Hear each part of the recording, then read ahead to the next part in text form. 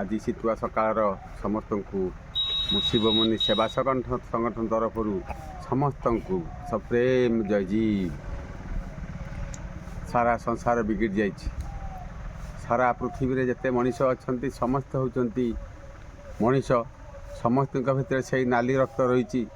ଏମିତି ବି କାହା ଭିତରେ କଳା ରକ୍ତ କି ନେଳିଆ ରକ୍ତ ନାହିଁ। ହେଲେ ଏମାନଙ୍କ ଭିତରେ ବିଭାଜନ ହେଉଛି କାହିଁକି? ଏଇଥିପାଇଁ ହେଉଛି